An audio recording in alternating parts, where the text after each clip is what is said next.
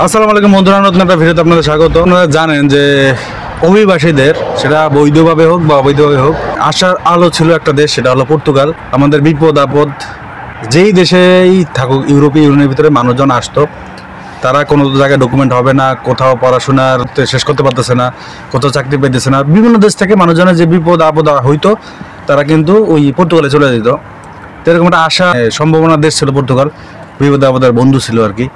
তো ওই দেশটা আপনারা জানেন যে সম্প্রতি সময় ওই দেশটা কিন্তু যেই সুযোগগুলো ছিল আর কি, ওই সুযোগগুলো কিন্তু স্থগিত করে দিছে এখানকার যেই সরকার আসছে। হঠাৎ করে গভীর রাত্রে, মানে ওইরকম কোনো ধরনের কোনো হিংস না দিয়ে, কোনো ধরনের ক্লু না দিয়ে হঠাৎ করে বন্ধ করে দিল। তো এটা নিয়ে আসলে একটা বড় অংশ যারা বিশেষ করে অবৈধ অভিবাসী ছিল ইউরোপে, আর যারা বৈধ ছিল কিন্তু চিন্তা করতেছিল না, প্ল্যান করতেছিল, তারা কিন্তু একটা বড় ধরনের ক্রাইসিসে পড়ে। অনেক লোক ছিল যারা পর্তুগালের ভিতরে ঢুকে গেছিলো এবং প্ল্যান করতেছিল ওইখানে যেই সোশ্যাল সিকিউরিটি, ওখানে যেই তাদের ডকুমেন্ট করতে হবে, যে একটা কাজ দেখে যে আপনি একটা কাজ করতেছেন, ওয়ার্ক কন্ট্রাক্ট, যেটা আর কি ওয়ার্ক কন্ট্রাক্ট দেখে তারা যে অ্যাপ্লাই করবে আইমাতে, যে ওইখানকার যে অথরিটি আছে, ইমিগ্রেশন অথরিটি। তো ওইখানে গিয়েও অনেকে কিন্তু ফেরত আসতে বাধ্য হয়েছে। তবে একটা নতুন সম্ভাবনার কথা শোনা যাচ্ছে সম্প্রতি সময়ে। আপনারা জানেন যে এখানকার যে পর্তুগালের অথরিটি, ওরা কিন্তু একটা বিবৃতি দিছে এর ভিতরে, ওইখানকার পত্রিকাগুলা এবং ইউরোপীয় ইউনিয়নের অনেকগুলা জনপ্রিয় পত্রিকা কিন্তু এই বিষয়ে নিউজ আসছে।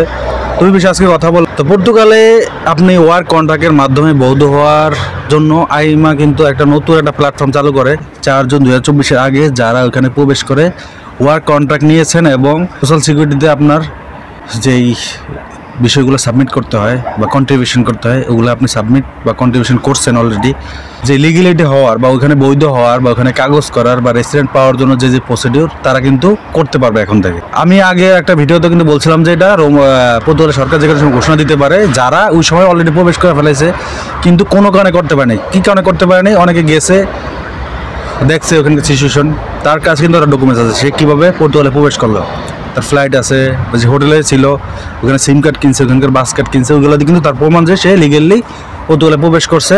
কিন্তু কোনো কারণে সে ওইখানে যেভাবে সাবমিট করতে হবে, কন্ট্রাক্ট করে যেভাবে সাবমিট করতে হবে, এটা করার আগে কিন্তু সরকার হঠাৎ করে শাটডাউন করে দেয় সব কিছু।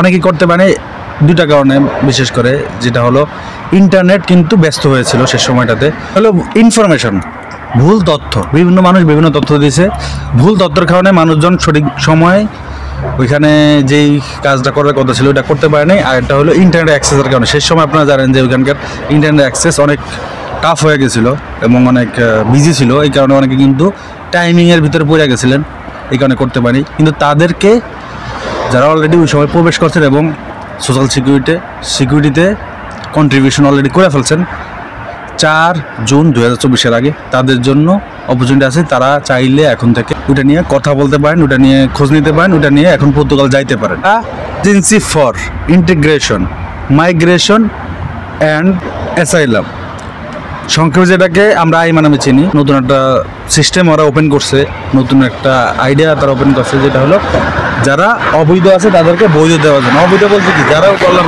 4 জুনের আগে আসছে এবং পর্তুগালে রয়ে গেছে, কেউ কেউ হয়তো চলে গেছে দুঃখ ভারাক্রান্ত হৃদয় নিয়ে, তাদেরকে নতুন করে একটা অপশন দিতেছে এই আইমা যে প্রতিষ্ঠান, ওইখানকার যেই গভর্নমেন্ট ইমিগ্রেশন বা এসএলএম যেটাই বলেন, যেই প্রতিষ্ঠান, ওরা কিন্তু নতুন একটা সিস্টেম ওপেন করছে অনলাইনে। আর একটা বিষয় হলো এই সিস্টেমের কারণে ইমিগ্রেশনটা এখন দ্রুততর হবে। এখন যারা অলরেডি, আপনার জানা একটা বড় অংশ কিন্তু স্টাক হয়ে আছে, যারা এখনও ডকুমেন্ট পাইতেছে না, চলে গেছে ওরা কিন্তু 2-3 বছর আগে পর্তুগালে চলে গেছে, ওরা কিন্তু সব প্রসেসগুলো ফলো করে এই পর্যন্ত আসছে, কিন্তু এদের প্রসেসগুলো কিন্তু এখন দ্রুততর হবে। পর্তুগাল গভর্নমেন্ট যেটা চাচ্ছে সেটা হলো এখানে যারা অলরেডি আসছে, ওই সময়ের আগে আসছে, তাদেরকে বৈধতা দিতে বা তাদের যে প্রসেসগুলো এগুলো শেষ করতে। আর সামনে যারা আসতে চাচ্ছেন তাদের জন্য জব সিকার যে বিষয়টা, সেটা কিন্তু ইজি করে দিছে। কারণ পর্তুগালের যে জনগণ, মানে সাধারণ জনগণ, তারা চাচ্ছে না এই প্রসেসটার ভিতর থাকা করা। ওরা কিন্তু এই কথা, যারা এখানকার রাজনৈতিক দল আছে তারাও কিন্তু চাচ্ছে ভিসাগুলো ইজি করে দেবে। কারণ পর্তুগাল আপনারা জানেন, যখন লিগ্যাল লোকজন গিয়ে ওইখানে যে কোনো দেশ থেকে গিয়ে ওইখানে বৈধতা ছিল, সব ধরনের লোক যাইতো, কারো পরিচয় জিজ্ঞেস করা হতো না, কোন দেশ থেকে আসছেন সেটা জিজ্ঞেস করা হতো না, আপনি কি দেশে কোনো অপরাধ করে আসছেন কিনা সেটা জিজ্ঞেস করা হতো না। কিন্তু এখানে অনেক অপরাধে ঢুকে গেছে। তো এখানে সাধারণ মানুষের ধারণা যে এখানে সব ধরনের লোক ঢুকে গেছে, এরা দেশের যেই শান্তি বিনষ্ট করবে। তো গভর্নমেন্ট চাচ্ছে যে লোকগুলো আসবে ভিসা নিয়ে আসবে, ওরা ভিসা অ্যাক্সেসটা ইজি করে দেবে। যেমন জব সিকার ভিসা ইজি করে দিছে, যে কোনো মানুষ যে কোনো জায়গা থেকে অ্যাপ্লাই করলে মোটামুটি এখন ভালোই ভিসা হচ্ছে। এবং এখানকার ওয়ার্ক পারমিট যে প্রসেসটা ইউরোপের অন্য দেশগুলো যেভাবে ওরা ওয়ার্ক পারমিটে আসে, তো এই প্রসেসটাকে তুলনামূলক ইজি করে দেওয়া হবে, যাতে ওদের যে লোকগুলোর চাহিদা, কারণ এরা একটা রাষ্ট্র, এদের অনেক লোক দরকার, এই লোকগুলো যাতে ইজিলি আসতে পারে বৈধভাবে। অবৈধভাবে আসলে কি এটার অনেক সাইড ইফেক্ট আছে, এই কারণে মূল বিষয় হলো ওদের যে রেভিনিউ দরকার ছিল ওইটা মোটামুটি ওরা নিয়ে নিছে। হয়তো ফিউচারে আবার প্রয়োজন আবার করবে, কারণ আপনি কাজ করেন না করেন আপনি ট্যাক্স দিতেছেন, আপনি বাড়ির থেকে টাকা এনে হলেও ট্যাক্স দিতেছেন, গভর্নমেন্ট কিন্তু এটা থেকে অনেক উপকৃত হয়েছে। কিন্তু এখন দেখতেছে ওরা যে অনেক ধরনের লোক ঢুকে যেতেছে, যাদের ক্রিমিনাল রেকর্ড আছে, যাদের অনেক বাজে রেকর্ড আছে, এই লোকগুলো যদি এখানে ঢুকে এখানকার ক্রিমিনাল যে অ্যাক্টিভিটি এটা বাড়বে। পছন্দ করে সবাইকেই, যে দেশ থেকে আসে আপনি কালা হন সাদা হন, কিন্তু মেন বিষয়টা হইতেছে এখানে যখন আপনি ক্রিমিনাল অ্যাক্টিভিটিস করবেন তখন কিন্তু এটা নিয়ে ওরা কনসার্ন, ওখানকার সাধারণ জনগণ এবং যে গভর্নমেন্ট এটা কিন্তু চাচ্ছে না যে এখানে পুরোপুরি ইমিগ্রেন্ট দিয়ে ভরে যাক।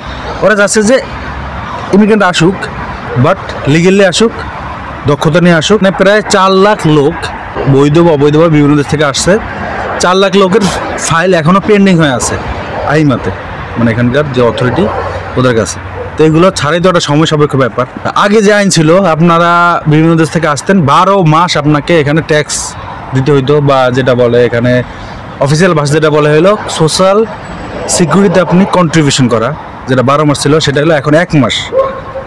4 জুনের আগে যারা প্রবেশ করছেন, নতুন যারা এখনও আপনারা মানে হাল ছেড়ে দিয়েছেন, তাদেরকে 1 মাসের সোশ্যাল সিকিউরিটিতে যে কন্ট্রিবিউশন ওটা দেখাইতে হবে। 12 মাসে দেখাইতে হইতো, এখন এটা দেখাইতে হবে একটা নির্দিষ্ট তারিখ থেকে একটা নির্দিষ্ট তারিখ 1 মাস আপনি দেখাইতে হবে যে আপনি এখানে ছিলেন, এখানে আসছেন, ট্যাক্স দিয়েছেন, কন্ট্রিবিউশন করছেন, যাই হোক ওইটা 1 মাস দেখাইতে হবে। দেওয়া হয়েছে শুধু মানবতার, মানে এটা বলতে পারেন যে মানবতার খাতিরে, যে লোকগুলো বিভিন্ন দেশ থেকে একটা অপরচুনিটি নেওয়ার জন্য আসছে, কিন্তু কোনো কারণে ভুল ইনফরমেশন হোক বা ইন্টারনেট অ্যাক্সেসের কারণে যেভাবে হোক করতে পারেনি, এদেরকে একটা মানবিক কারণে একটা সুযোগ দেওয়া হয়েছে। আমি জানি না ফিউচারে হয়তো ওরা যে 4 লাখের কথা বললাম, 4 লাখ লোকগুলো যখন এই চাপটা কমবে, হয়তো ওরা ফিউচারে চিন্তা করতে পারে যে এটা হয়তো আবার শুরু করা যায় কিনা। যদি ইউরোপিয়ান ইউনিয়ন থেকে অনেকবার চাপ ছিল ওদের উপরে যে আপনার মানে এই প্রসেসটা নিয়ে, যদিও এটাকে ওরা থোড়াই কেয়ার করছে, এরা কন্টিনিউ রাখছে, কারণ ওদের ইকোনমি দুর্বল ছিল তখন। তো এখন ওদের ইকোনমি আমি জানি না কেমন আছে, যারা পর্তুগালে আছেন তারা হয়তো জানতে পারেন। আরেকটা বিষয় হলো পর্তুগালে কিন্তু আরও অনেক লোকের পেন্ডিং আছে, যারা হইলো রেসিডেন্ট পাওয়ার কথা কিন্তু পান নাই, সঠিক সময় পান নাই। ওদেরকে কী করা হয়েছে, মানে রিজেক্ট করে দেওয়া হয়েছে। আপনি ধরুন 2 বছর একটা নির্দিষ্ট টাইম আপনি ট্যাক্স দিচ্ছেন, ওইখানকার যে প্রসেসগুলো ওগুলো সব সম্পূর্ণ করছেন, 2 বছর পর হঠাৎ করে আপনাকে অ্যাপ্লাই করার পর রিজেক্ট করে দেওয়া হয়েছে। আপনি লয়ারের কাছে দৌড়ে দিচ্ছেন, এই করতেছেন, সেই করতেছেন। তো এরকম একটা বড় অংশ আছে। এই সংখ্যাটা হলো 1,08,000 লোক, যারা হলো ফার্স্ট টাইম অ্যাপ্লাই করছিলেন রেসিডেন্ট পারমিটের জন্য, তাদেরকে রিজেক্ট করে দেওয়া হয়েছে। এরা কিন্তু আবার সেকেন্ড টাইম আরেকটা সুযোগ পাচ্ছেন অ্যাপ্লাই করার। আশা করতেছি এটা একটা ভালো অপরচুনিটি যারা ওইখানে অলরেডি আছেন। আমি নিশ্চিত যে এই 1,08,000 কথা বলেছে, একটা বড় অংশই এখন পর্তুগালে আছেন, যারা আশায় বুক বেঁধে আছেন, তাদেরকে কিন্তু এই অপরচুনিটি দেওয়া হইতেছে। কারণ আমার মনে হয় যেহেতু একটা হঠাৎ করে একটা কী বলে সারা দুনিয়ার জোয়ার ছিল পর্তুগালে, হঠাৎ করে এই জোয়ারটা বন্ধ হয়ে গেছে। ওরা চাচ্ছে যে এই লোকগুলা অলরেডি এখানে আছে, এখানকার কালচার বোঝে, এখানকার ভাষাও হয়তো কিছুটা তারা দক্ষতা অর্জন করছে, এই লোকগুলারে ফার্স্ট প্রায়োরিটি দেওয়ার জন্য। তো 1,08,000 লোকগুলা ফার্স্ট টাইম রিজেক্ট হয়েছেন, সেকেন্ড টাইম ওদেরকে অপরচুনিটি দেওয়া হইতেছে, এবং এরা একটা বড় অংশই, আর আমি আশা করি যে সবাইকে দেওয়া হবে। কারণ এখন আমি দেখতেছি রিসেন্টলি সম্প্রতি সময় পর্তুগাল কী করতেছে, যে পর্তুগিজ ভাষা অধ্যুষিত যে অঞ্চলগুলো, সেটা ব্রাজিল হোক, সেটা আফ্রিকার কিছু অঞ্চল আছে, আপনারা যারা পর্তুগাল থাকেন অবশ্যই জানেন, যাদের ভাষা পর্তুগিজ, যাদের মাতৃভাষা পর্তুগিজ, আফ্রিকা অনেকগুলো দেশ আছে। এই দেশগুলোর যে লোকগুলো, এগুলোর কিন্তু এখনও অপরচুনিটি আছে, এরা কিন্তু এখনও আসতেছে। এরা কিন্তু এদেরকে স্টুডেন্ট ভিসা হোক, যে ভিসা হোক, এদেরকে ফার্স্ট প্রায়োরিটিতে রাখা হয়। তো এরা আসতেছে। তো পর্তুগাল ফিউচারে কী করবে আমি জানি না, এটা তাদের রাষ্ট্রীয় বিষয়, তারাই ডিসিশন নেবে। সবাই ভালো থাকুন, সুস্থ থাকুন। আসসালামু আলাইকুম, আল্লাহ হাফেজ।